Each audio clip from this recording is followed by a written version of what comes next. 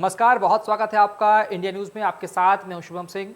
शुरुआत करेंगे देवभूमि समाचारों की। बुजुर्गों के श्रवण कुमार बनेंगे केजरीवाल और उत्तराखंड के लिए तीसरी बड़ी गारंटी की योजना जो है वो अरविंद केजरीवाल ने ले आए हैं। सभी बुजुर्गों को रामलला के दर्शन करवाएंगे, मुस्लिम बुजुर्गों को भी अजमेर शरीफ के दर्शन कराएंगे, सिख बुजुर्गों को करतारपुर साहिब के दर्शन कराने की योजना है और सभी यात्रा और आना जाना बिल्कुल मुफ्त होगा, ऐसा अरविंद केजरीवाल ने ऐलान किया है। तो मुस्लिम बुजुर्गों के अलावा सिख बुजुर्गों और हिंदुओं को भी, यानी सभी वर्गों को साधने की कोशिश मुख्यमंत्री अरविंद केजरीवाल उत्तराखंड में कर रहे हैं। उन्होंने तीसरी गारंटी योजना की जो ऐलान है वो यहाँ कर दिया है। बुजुर्गों के श्रवण कुमार बनेंगे केजरीवाल, ऐसा क्योंकि उत्तराखंड के लिए तीसरी बड़ी गारंटी जो है वो केजरीवाल लेकर आ गए हैं। बता दें कि अब मुफ्त तीर्थ दर्शन योजना की शुरुआत का ऐलान कर दिया है। और ऑटो चालकों से केजरीवाल ने संवाद किया। उन्होंने केजरीवाल का ऑटो चालकों ने वादा किया है कि सरकार बनते ही दिल्ली की तरह होंगे समाधान। ऑटो चालकों के सभी काम ऑनलाइन होंगे, दलालों और आईटीओ को पैसा ज़्यादा नहीं देना होगा, ऐसा अरविंद केजरीवाल ने कहा है कि अब दलालों को पैसा नहीं देना होगा। ऑटो चालकों से संवाद किया है और ये भी कहा है कि आने वाले वक्त में हर समस्या के समाधान जो है वो यहाँ किया जाएगा। केजरीवाल का सीधा संवाद ऑटो चालकों से भी हुआ। उन्होंने ये भी कहा कि 70% योगदान जो है ऑटो चालकों का रहा है सरकार बनाने में, उनका योगदान नहीं भूलेगी सरकार, और सरकार बनते ही दिल्ली की तरह यहाँ के ऑटो चालकों का समाधान भी किया जाएगा। तो अरविंद केजरीवाल ने दलालों और आईटीओ को पैसा नहीं देने की बात भी कही है। उन्होंने कहा कि ऑटो चालकों की हर समस्या का समाधान होगा और ऐसे में अब आने वाले वक्त में दिल्ली के मुख्यमंत्री अरविंद केजरीवाल ने उत्तराखंड में भी तीसरी गारंटी योजना के अलावा ऑटो चालकों को भी लुभाने के तमाम प्रयास शुरू कर दिए हैं।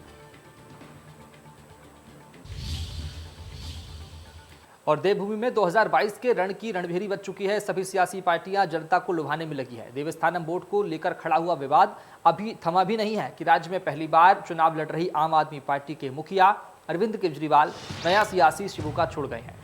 केजरीवाल ने उत्तराखंड के बुजुर्गों को मुफ्त में तीर्थ यात्रा कराने का ऐलान कर दिया है।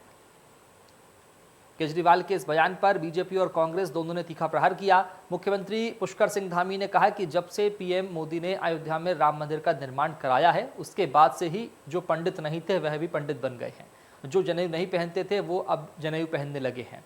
वहीं कांग्रेस के प्रदेश अध्यक्ष गणेश गोदियाल ने कहा कि दिल्ली के मुख्यमंत्री अरविंद केजरीवाल उत्तराखंड में जमीन तलाशने आ रहे हैं और केजरीवाल पूर्व मंत्री हरीश रावत की नकल करते हैं, क्योंकि फ्री में तीर्थ यात्रा कराना हरीश रावत के शासनकाल में योजना शुरू की गई थी। ऐसे में सवाल उठता है कि क्या 2022 में सियासत पर आस्था भारी पड़ेगी? क्या 2022 का चुनाव धर्म के नाम पर होगा? तो देवभूमि में अब मुख्यमंत्री अरविंद केजरीवाल लगातार सक्रिय होते नजर आ रहे हैं। तो दिल्ली की तर्ज पे यहाँ पे भी तीर्थ यात्रा योजना चालू करेंगे और उत्तराखंड के सभी लोगों को अयोध्या जी के फ्री में दर्शन कराएंगे। आना जाना रहना खाना पीना सब मुफ्त होगा। करते थे पूजा करने लग गए, पहनने लगे, इसलिए कोई नई बात नहीं। वो क्या फ्री कराएंगे? वो हरीश रावत जी की नकल कर रहे हैं। हमारे पूर्व के शासन में जो योजनाएं थी उनकी नकल कर रहे हैं। आपको पता होगा मेरे बुजुर्ग मेरे तीर्थ योजना कब शुरू हुई? वो जब हरीश रावत जी मुख्यमंत्री थे तब हुई। दुर्भाग्य से भाजपा की सरकार ने उसको बंद कर दिया। केजरीवाल जी उसी को दूसरा रूप देके कह रहे हैं कि मैं प्रयाग की यात्रा कराऊंगा, मैं रामेश्वरम की कराऊंगा, मैं बद्रीनाथ की कराऊंगा। मैं उनसे उम्मीद करता हूं कि पहले वो दिल्ली की लोगों की यात्रा पूरी कर दें, उसके बाद यहाँ की सूची। तो अरविंद केजरीवाल के इस बयान के बाद में उन पर निशाना भी साधा जा रहा है। कांग्रेस के साथ साथ बीजेपी ने भी निशाना साधा है। उन्होंने स्पष्ट रूप से कहा है कि पीएम मोदी ने जब से राम मंदिर का निर्माण कराया है तब से लेकर अब तक अरविंद केजरीवाल जैसे नेता पंडित बनने लगे हैं, वो जनेऊ पहनने लगे हैं। इसके अलावा कांग्रेस ने भी ये स्पष्ट कर दिया, हरीश रावत ने के शासनकाल में जो तीर्थ दर्शन योजना शुरू हुई थी उसका मायने बताते हुए, उसका आधार बताते हुए ये कह दिया कि अरविंद केजरीवाल उनकी नकल कर रहे हैं, उनकी कॉपी कर रहे हैं। तो अरविंद केजरीवाल ने तीसरी गारंटी योजना जो है गारंटी उसके ऐलान कर दिया है उत्तराखंड के लिए, उत्तराखंड की जनता के लिए। उन्होंने ऑटो चालकों से सीधा संवाद किया। उन्होंने स्पष्ट किया कि आने वाले वक्त में सभी का समाधान किया जाएगा। तो मुस्लिम बुजुर्गों को अजमेर शरीफ के दर्शन कराने की बात अरविंद केजरीवाल ने कही है। इसके अलावा सिख बुजुर्गों को भी तीर्थ दर्शन कराने और हिंदुओं को भी दर्शन कराने की योजना उन्होंने लेकर आए हैं। अब सरकार बनते ही दिल्ली की तरह समाधान करने की बात अरविंद केजरीवाल कह रहे हैं, लेकिन देखना होगा कि क्या उत्तराखंड में आस्था के जरिए नैया पार हो जाएगी, ये बड़ा सवाल है। लेकिन सभी बुजुर्गों को रामलला के दर्शन कराने के लिए, मुस्लिम बुजुर्गों को अजमेर शरीफ के दर्शन कराने की बात कही है। इसके अलावा सिख समुदाय के लोगों को करतारपुर साहिब के दर्शन कराएंगे।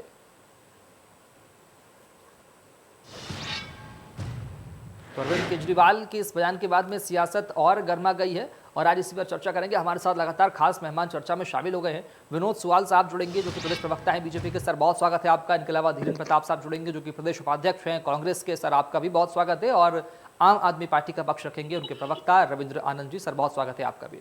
सबसे बड़ा सवाल, धन्यवाद। सबसे पहले आऊंगा रविंद्र आनंद जी आपके पास में। चूंकि अरविंद केजरीवाल अब तीसरी गारंटी लेकर आ गए हैं उत्तराखंड में, क्या फायदा इसका मिल सकेगा? क्या वाकई में इस गारंटी योजना के जरिए, इन तमाम वादों के जरिए, तमाम दावों के जरिए सरकार आप बना पाएंगे उत्तराखंड में? देखिए ऐसा है जी। कि हम दिल्ली में ऑलरेडी हम जो हमारे वहाँ पे बुजुर्ग हैं उनको हम तीर्थ यात्राएं करा रहे हैं और मुझे लगता है कि बुजुर्गों को तीर्थ यात्रा कराना इसको बहुत ज्यादा राजनीति से जोड़कर नहीं देखना चाहिए। ये माननीय अरविंद केजरीवाल जी के मन की बात है।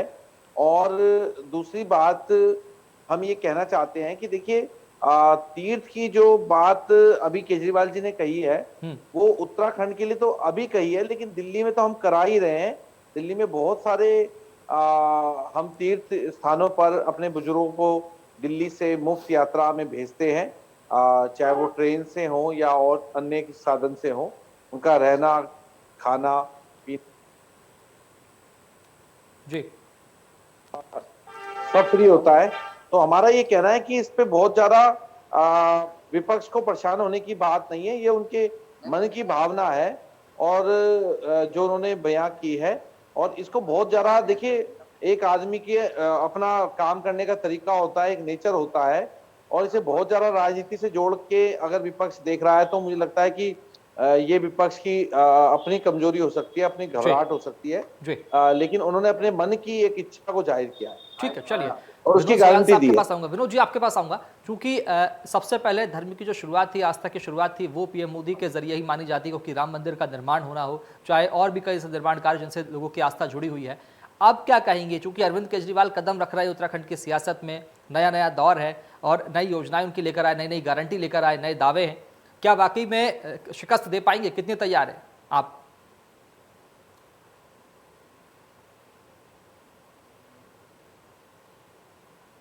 विनोद जी अगर आपने, विनोद जी अनम्यूट कर लीजिए आप अपना पहले माइक।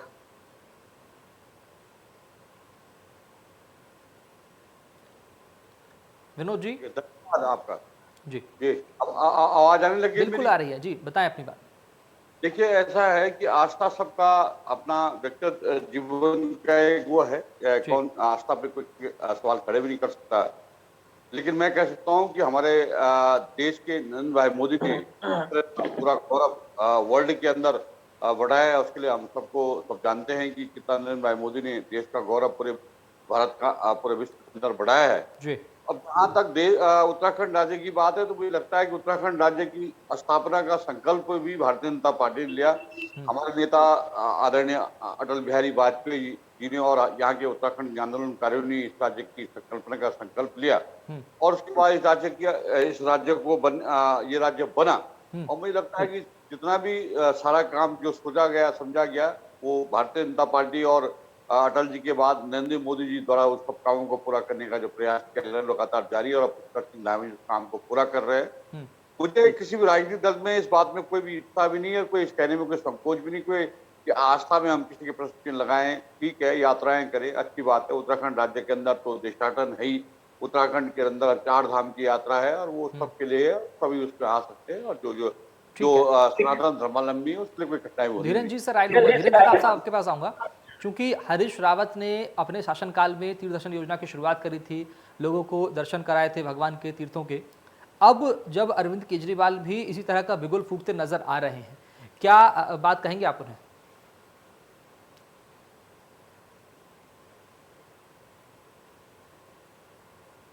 धीरेन्द्र जी,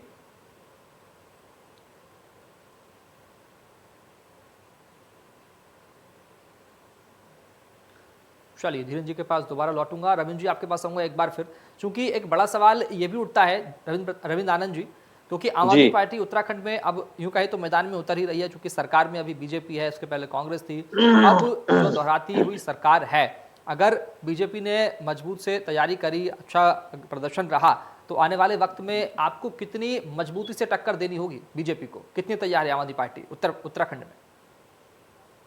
देखिए, हम पूरी तरह से तैयार हैं और यहाँ पर ये कहा जा सकता है कि उत्तराखंड में पिछले 21 साल से उत्तराखंड को बने हुए हो गए हैं और पिछले 21 सालों में यहाँ पर भाजपा और कांग्रेस दो पार्टियों का राज रहा है। लगभग 10-10 साल दोनों पार्टियों ने उत्तराखंड पे अपना सरकारें चलाई हैं। लेकिन जिस एक विकल्प के बारे में आम जनता सोचती थी कि, क्योंकि एक विकल्प जरूर उत्तराखंड में तलाशा जा रहा था, जो कभी यूकेडी शायद बन सकता था, लेकिन यूकेडी अपने कारणों के चलते जनता की नजरों से उतर गई। और अब आम आदमी पार्टी ने जो दिल्ली में काम करके दिखाया है और दिल्ली में जो काम हुए हैं, क्योंकि हजारों लाखों लोग, अगर हम इस पैनल की भी बात करेंगे तो इस पैनल के भी हजारों, मतलब इस पैनल में जो लोग बैठे हैं उनके भी जानकार दिल्ली में या तो रहते होंगे या रिश्तेदार रहते होंगे। तो दिल्ली में जो हमने करके दिखाया है, हमने जो जनता को वायदे किए, हमने जब दिल्ली में पहली बार सत्ता में आए थे तो हमने कहा था हम फ्री बिजली देंगे और हमने वहां पर फ्री बिजली दी। तो मेरा कहना है कि जनता के लिए काम करके हमने दिखाया है और बहुत नई पार्टी है, हम कोई बहुत पुरानी पार्टी नहीं है जिसके गठन को ही 8-9 साल हुए हों। उसने बड़ी बड़ी पार्टियों को धराशायी किया, कांग्रेस बीजेपी जैसी पार्टियों को धराशायी कर दिया। कांग्रेस की तो कई सीटों पर जमानत भी जब्त हुई और बीजेपी जो कि बहुत बड़ी पार्टी है और कई लहर में थी उस समय, जिस समय हमने चुनाव में लड़ा उस समय बीजेपी की बहुत बड़ी लहर थी, हम इस बात को खुद मान रहे थे कि लहर है। उस समय भी बीजेपी का परफॉर्मेंस बहुत ज्यादा खराब रहा, क्योंकि लोगों को एक चीज समझ में आ गई कि दिल्ली के अंदर अगर कोई काम की राजनीति कर सकती है तो आम आदमी पार्टी कर सकती है।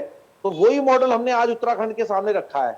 हमने कहा है ये दिल्ली में हमने काम करके दिखाया है, शिक्षा में, स्वास्थ्य में, हमने बिजली पर, हमने जो हमारे मैनिफेस्टो है वो हमने जनता के सामने रखे हैं और हमें पूर्ण विश्वास है कि जनता समझ रही है इस बात को कि अब दोनों पार्टियों को बहुत देख लिया है, एक बार आम आदमी पार्टी को भी मौका देना चाहिए। अगर आप भी चर्चा कहीं करेंगे तो आप देखेंगे कि आम आदमी पार्टी के विषय में हर गली मोहल्ले नुक्कड़ पे चर्चा जरूर है। कांग्रेस का पक्ष रखेंगे धीरेन्द्र जी। बड़ा सवाल यह कि हरीश रावत के शासनकाल में योजनाओं की शुरुआत की गई थी, उन्हीं को आम आदमी पार्टी दोहराने का ऐलान यहां पर कर रही है। क्या स्टैंड है कांग्रेस का आज?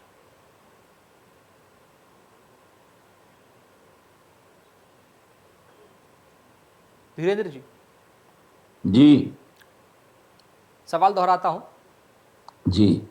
जो योजनाएं हरीश रावत के शासनकाल में लेकर आई थी कांग्रेस उत्तराखंड में, उन्हीं को दोहराते हुए आम आदमी पार्टी मैदान में उतर रही है। क्या स्टैंड है आपका आज? देखिए, हमारा स्टैंड तो पहले वाला ही है। हरीश रावत जी के मॉडल को मैं पहले भी कहता था कि ये मोदी जी के गुजरात मॉडल से कहीं अच्छा है और गांव देहात, गरीब, मंडवा, झंगोरा, गाड़, गदेरे जो हमारे प्राथमिक विषय हैं और जिनसे हमारे राज्य का, पर्वतीय राज्य का विकास जुड़ा हुआ है, वो मुद्दे रावत जी ने जोड़े थे।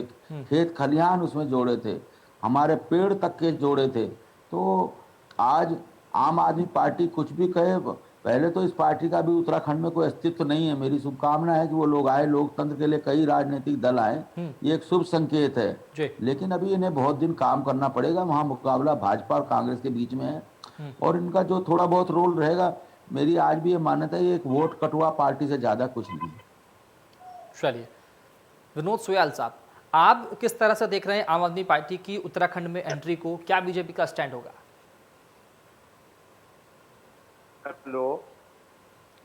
हेलो जी सोयाल साहब, आपकी आवाज आ रही बराबर, आप आवाज